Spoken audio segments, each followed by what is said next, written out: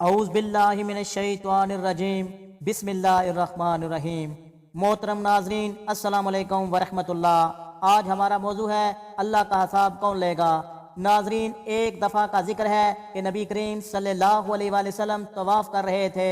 ایک شخص جو عربی تھا وہ آپ صلی اللہ علیہ وآلہ وسلم کے آگے آگے یا کریم پڑھتا ہوا طواف کر رہا تھا۔ آپ بھی اس شخص کے پیچھے پیچھے یا کریم پڑھتے ہوئے طواف فرما رہے تھے۔ وہ شخص جہاں بھی جاتا یا کریم پڑھتا جاتا۔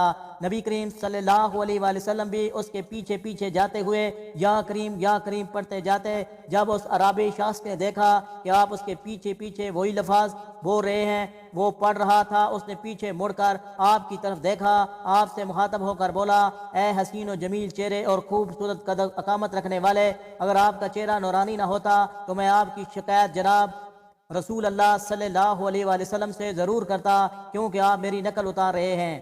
یہ بات سن کر نبی کریم صلی اللہ علیہ وآلہ وسلم کے چہرہ مبارک پر مسکراہٹ آئی۔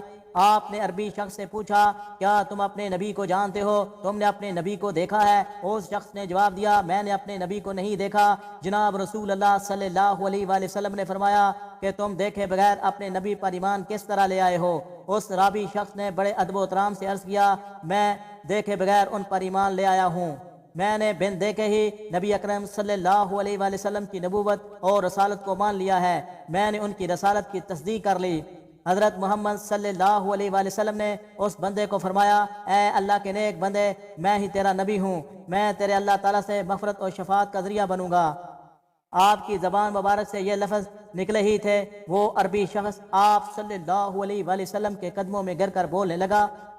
اس کا یہ کام دیکھ کر آپ صلی اللہ علیہ وآلہ وسلم نے اس بندے کو فرمایا کہ میرے ساتھ وہ معاملات نہ کرو جو اجمی لوگ اپنے بادشاہ اور جابر حکمرانوں کے ساتھ کرتے ہیں۔ اللہ تعالیٰ نے مجھے اپنی بادشاہوں جیسا جابر بنا کر نہیں بھیجا، بلکہ اللہ تعالیٰ نے مجھے نرم دل اور دوسروں کو معاف کرنے والا بھیجا ہے۔ محترم ناظرین، راوی بیان کرتے ہیں کہ آپ صلی اللہ علیہ وآلہ وسلم اور اس عربی شخص کے درمیان یہ گفتگو ہو رہی تھی۔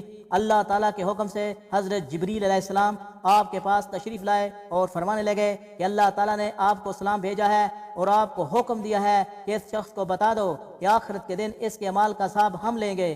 نبی اکرم صلی اللہ علیہ وآلہ وسلم نے اس بندے کو کہا کہ اللہ تعالیٰ نے جبریل علیہ السلام کے ہاتھ پیغام بھیجا ہے کہ اس بندے کا حساب ہم لیں گے۔ یہ بات سن کر اس شخص نے عرض کیا، کیا اللہ تعالیٰ خود میرا حساب و کتاب لیں گے؟ نبی اکرم صلی اللہ علیہ وآلہ وسلم نے فرمایا، جی ہاں، اللہ تعالیٰ خود آپ کا حساب لیں گے۔ اس پر اس بندے نے عرض کیا کہ میں بھی اللہ تعالیٰ سے حساب لوں گا۔ اس رابی سے آپ صلی اللہ علیہ وآلہ وسلم نے پوچھا، کیا تم کس چیز کا اللہ تعالیٰ سے حساب لوگے؟ اس نے جواب دیا، اللہ تعالیٰ میرے گناہوں کا مجھ سے حساب لیں گے، میں اللہ تعالیٰ سے اس کی رحمت کا حساب لوں گا کہ میرے گناہ زیادہ ہیں یا اللہ کی رحمت زیادہ ہے۔ اللہ تعالیٰ میری نافرمانیوں کا حساب کتاب لیں گے تو میں اللہ تعالیٰ کی معافی اور رحمت کا حساب لوں گا۔ اگر اللہ تعالیٰ میرے بخل کا حساب لے گا تو میں اللہ تعالیٰ کے فضل و کرم کا حساب لوں گا۔ کیا اللہ تعالیٰ کی رحمت زیادہ ہے یا پھر میرے گناہ زیادہ ہیں؟ نبی کریم صلی اللہ علیہ وآلہ وسلم یہ سب کچھ سننے کے بعد بہت زیادہ روئے کہ آپ کے آنسو، آپ کا چہرہ اور زمین تر ہو گئی جہاں آپ صلی اللہ علیہ وآلہ وسلم تشریف فرما تھے۔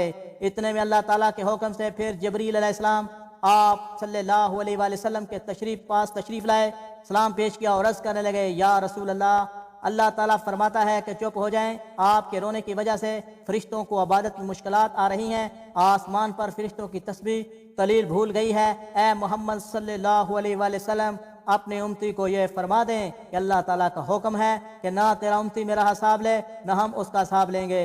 اے محمد صلی اللہ علیہ وآلہ وسلم، اس کو خوشخبری دے دیں کہ یہ تمہارا امتی جنت میں تمہارے ساتھ ہوگا۔